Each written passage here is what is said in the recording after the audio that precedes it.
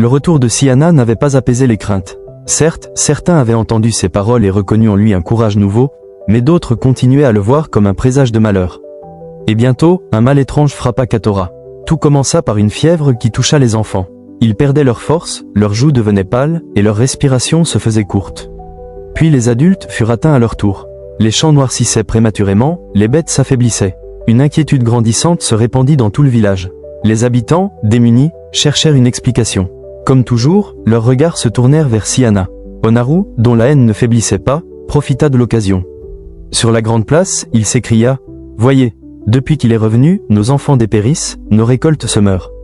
Les dieux réclament réparation. Cet être n'est pas un sauveur mais la source de notre malheur. » Mais Meren, encore affaibli par l'âge et la tempête passée, trouva la force de répondre.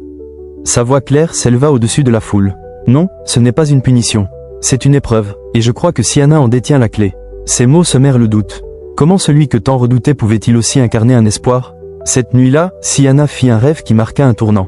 Dans son sommeil, il se retrouva face à l'arbre sacré. Mais contrairement à la carcasse calcinée qui se dressait encore au centre du village, l'arbre du rêve était majestueux, couvert de fleurs blanches. Une voix s'éleva de ses branches, grave et apaisante à la fois. « Enfant aux deux âmes, le malheur de ton peuple ne cessera que par ton sacrifice. Tu devras offrir une part de toi pour que les autres vivent. » Il se réveilla en sursaut, couvert de sueur. Le souvenir du rêve restait gravé dans sa mémoire avec une netteté troublante. Au matin, il confia sa vision à Meren. La vieille sage écouta en silence, puis dit avec gravité « Le rêve n'est pas une illusion. L'arbre sacré est le lien entre les vivants et les esprits. S'il t'a parlé, c'est que les dieux t'ont choisi comme messager. »« Mais que dois-je donner ?» demanda Siana, la voix tremblante. « Ma vie? Mon sang ?» Meren détourna le regard. « Les sacrifices ne sont pas toujours faits de chair. Mais ils exigent toujours une part de nous que nous ne pourrons jamais retrouver. » La nouvelle se répandit rapidement dans le village. Certains y virent une confirmation de la prophétie. D'autres se mirent à prier pour que le sacrifice se réalise vite, persuadés que seule cette offrande sauverait leurs enfants. Les familles frappées par la maladie se tournaient vers Siana avec des yeux suppliants, et lui se sentaient écrasés sous le poids de cette attente. Eria et Darren tentèrent de le réconforter. « Tu n'as pas apporté tout cela seul, » dit Eria en posant sa main sur son épaule. « Si tu dois affronter cette épreuve, nous serons à tes côtés. Darren renchérit, tu nous as déjà sauvés. Tu n'as plus à prouver ta valeur. » Leurs mots réchauffèrent son cœur, mais il savait que cette épreuve ne pouvait être partagée. Le rêve était clair, il devait offrir quelque chose de lui-même. Le lendemain, le conseil des anciens fut convoqué. Toute la population se rassembla. Siana s'avança, le regard fixé sur la foule.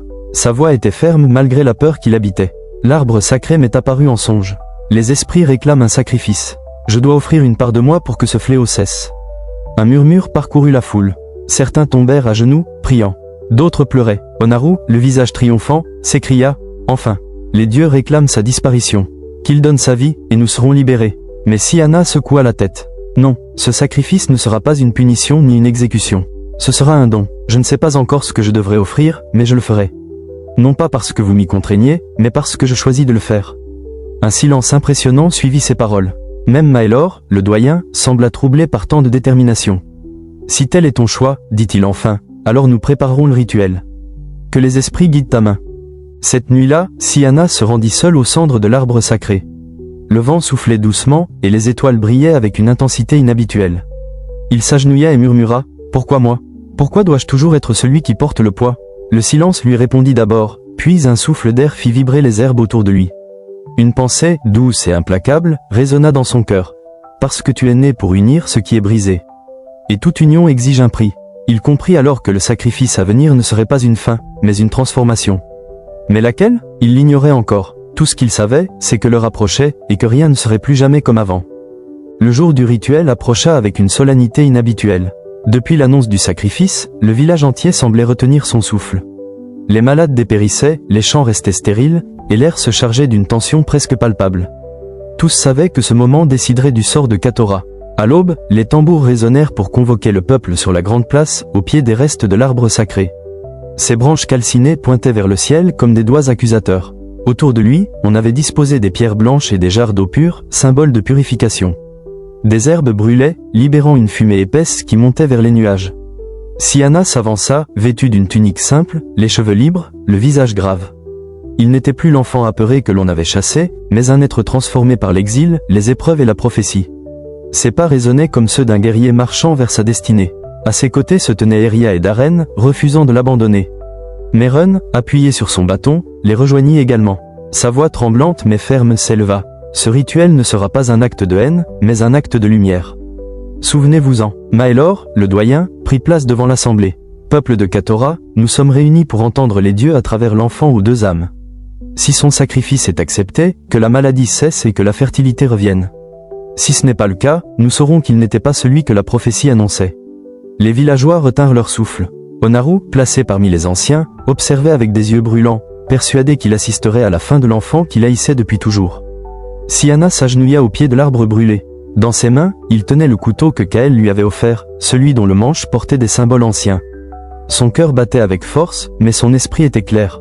Le rêve lui avait montré qu'il devait offrir une part de lui-même, et il savait désormais laquelle. Il leva les yeux vers le ciel et parla d'une voix forte, assez puissante pour que toute la foule l'entende. Depuis ma naissance, vous m'avez vu comme une malédiction. Mais moi, j'ai appris que ma différence n'est pas une honte. Aujourd'hui, je donne une part de mon sang, non pour prouver que je suis une bénédiction, mais pour unir nos vies et nos douleurs. Que cette offrande ouvre un chemin de guérison. Alors, il posa la lame contre sa paume et fit couler son sang. La foule frémit, un cri s'éleva. Mais Siana ne recula pas. Son sang tomba sur les racines calcinées de l'arbre, imbibant la terre sèche. À cet instant, le vent se leva, d'abord léger, puis puissant. La fumée des herbes tourbillonna, formant des spirales lumineuses autour du tronc. Les villageois, stupéfaits, virent la terre frémir. De fines pousses vertes surgirent des cendres, s'enroulant comme des doigts de lumière autour du bois brûlé. En quelques instants, sous leurs yeux incrédules, l'arbre mort retrouva vie. Ses branches noircies se couvrirent de feuilles éclatantes, puis de fleurs blanches semblables à celles du rêve de Siana. Un murmure d'émerveillement parcourut la foule. Certains tombèrent à genoux, d'autres pleuraient. L'air changea aussitôt, une brise fraîche balaya la place, et l'odeur de pourriture et de maladie disparut. Les malades, qui avaient été portés jusque-là, sentirent leur souffle s'apaiser, leur force revenir. Les enfants se redressèrent, les joues rosis à nouveau. Onaru recula, pâle, incapable de comprendre ce qui se déroulait. Sa voix, autrefois si forte, se brisa dans un murmure. Ce n'est pas possible. Meren leva les bras, le visage baigné de larmes. Les dieux ont répondu. Le sang de Siana a ramené la vie. Il n'est pas une malédiction, mais le lien qui nous unit. La foule éclata en cris de joie et d'émerveillement. Certains répétaient son nom, d'autres l'appelaient sauveur. Mais Siana, affaibli par le sacrifice, chancela. Eria et Darren le rattrapèrent. Son visage était pâle, ses lèvres tremblaient, mais ses yeux brillaient d'une paix nouvelle. Vous voyez, murmura-t-il, je ne suis ni malédiction ni miracle. Je suis simplement Siana. Ces mots résonnèrent comme une vérité profonde, gravée dans les cœurs. Ce jour-là, le village comprit que la différence n'était pas une menace, mais une force. Et le nom de Siana devint synonyme d'espoir, de courage et d'unité. Mais lui savait que le sacrifice n'était pas terminé. Donner son sang avait sauvé son peuple, mais le chemin de sa destinée n'était pas encore accompli. Car chaque offrande ouvre une nouvelle porte, et derrière celle-ci l'attendait encore une épreuve plus grande. Le rituel avait bouleversé Katora. L'arbre sacré, redevenu vivant et fleuri, brillait désormais au cœur du village comme une preuve irréfutable que les dieux avaient répondu. Les malades retrouvaient leur force, les enfants riaient à nouveau, et les récoltes, à peine quelques jours plus tard, semblaient renaître avec une vigueur inattendue. Pourtant, au milieu de cette renaissance, le silence persistait entre Siana et son peuple. L'acceptation ne venait pas aussi vite que les fleurs. Pendant plusieurs jours, le village resta partagé. Certains voyaient en lui le sauveur, d'autres hésitaient encore à le considérer autrement qu'une énigme dangereuse. Siana, affaibli par le sacrifice, restait souvent à l'écart, observant de loin ceux qui, hier encore, voulaient son exil. Son cœur oscillait entre la fierté d'avoir offert la guérison et la blessure d'un rejet si profondément ancré. Un soir, Meren vint le trouver au bord de la rivière. Son bâton frappait doucement le sol à chaque pas. « Tu portes encore leurs doutes comme une blessure », dit-elle en s'asseyant près de lui. Mais souviens-toi, les cœurs changent plus lentement que les arbres. Donne-leur le temps. Siana baissa les yeux vers son reflet dans l'eau. J'ai donné mon sang, et pourtant il continue de murmurer. Que dois-je faire de plus? La vieille sage sourit doucement. Tu n'as plus rien à prouver. La réconciliation ne naît pas de la force ni du sacrifice, mais de la patience. Laisse-les venir à toi. Et peu à peu, les signes apparurent. Un matin, une femme dont l'enfant avait guéri s'approcha timidement de lui, une corbeille de fruits dans les mains. Merci, dit-elle simplement, les yeux baissés. Le lendemain, 2 hommes vinrent lui proposer leur aide pour réparer la toiture de sa maison. Puis, ce furent des enfants qui coururent vers lui, riant et l'appelant par son nom sans crainte. Chaque geste effaçait un peu du mur qui les séparait. Même Tarek et Lianora, ses parents, semblaient renaître. Leurs regards, autrefois chargés d'inquiétude, brillaient maintenant d'une fierté nouvelle. Tarek posa un jour sa main sur l'épaule de son fils, les yeux humides. « Pardonne-moi, Siana. J'ai voulu te protéger en te cachant, mais j'ai seulement nourri ta douleur. Aujourd'hui, je comprends que ta vérité est ta force. » Ces paroles furent comme un baume sur le cœur de l'enfant aux deux âmes. Pourtant, une ombre subsistait, Onaru. Humilié par le rituel, il n'osait plus parler avec la même autorité, mais sa rancune brûlait encore. On le voyait parfois, isolé, observant Siana avec un regard sombre.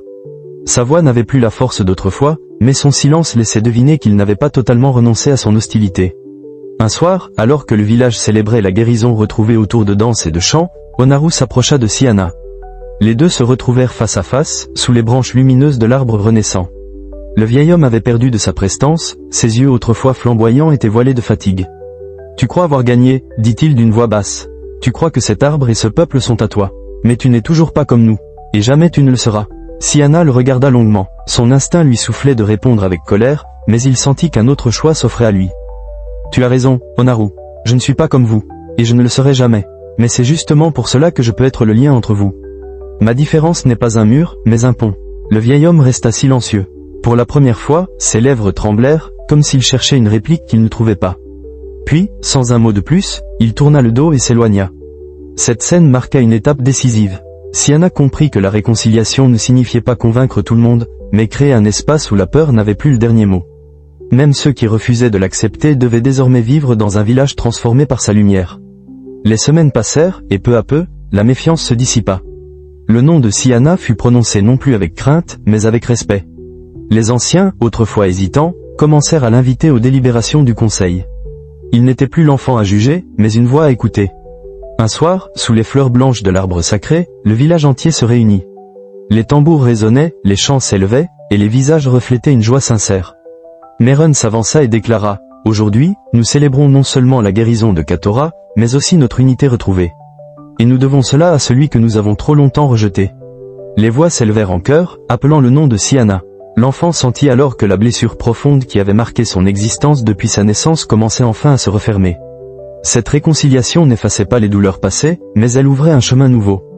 Et au fond de lui, Siana comprit que son histoire n'était pas seulement la sienne. Elle devenait désormais celle de tout un peuple.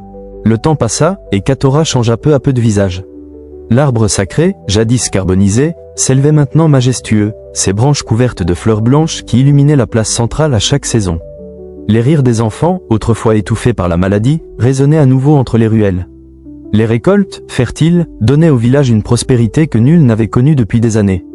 Mais plus encore que les champs ou les bêtes, c'était le cœur des habitants qui avait changé. Siana n'était plus l'enfant exilé, ni le « maudit », dont on chuchotait le nom avec peur. Il était devenu un symbole, non pas d'une perfection inaccessible, mais d'une humanité profonde. Sa différence, longtemps perçue comme une menace, s'était révélée être la clé de l'unité. Chaque jour, il marchait parmi les siens sans se cacher. Les enfants venaient lui poser 1000 questions, les jeunes le regardaient avec admiration, et même les anciens, d'abord réticents, le saluaient avec respect. On n'attendait plus de lui un miracle. On voyait en lui un guide, une preuve vivante que la peur peut se transformer en lumière. Pourtant, Siana n'oublia jamais son exil ni les blessures du passé.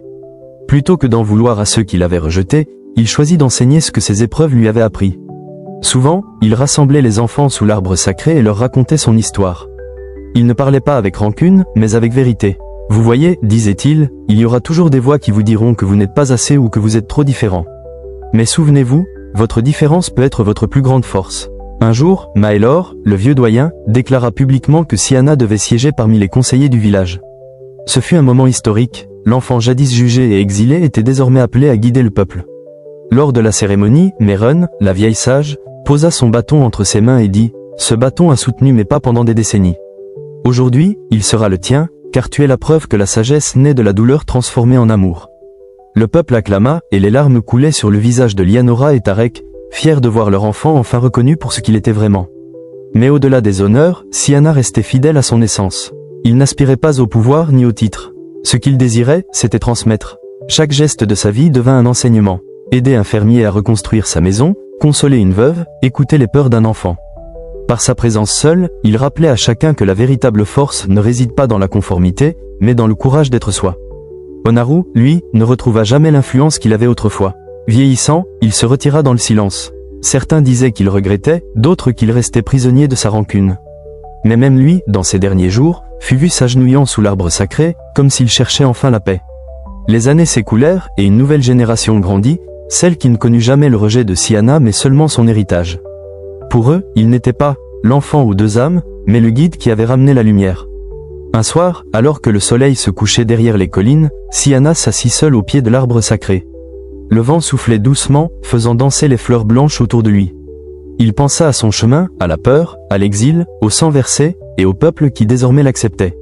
Un sourire paisible se dessina sur son visage. « J'ai donné une part de moi, murmura-t-il, mais j'ai reçu bien plus en retour. » Car au fond, il avait compris que l'héritage le plus précieux n'était pas d'être admiré comme un héros, mais d'avoir ouvert une voie pour ceux qui viendraient après lui. Une voie où chaque différence serait vue non comme une menace, mais comme une lumière unique. Et ainsi, l'histoire de Siana se grava dans la mémoire de Katora, transmise de génération en génération. Une histoire de douleur et de guérison, de rejet et d'acceptation, mais surtout une histoire de résilience et de transformation.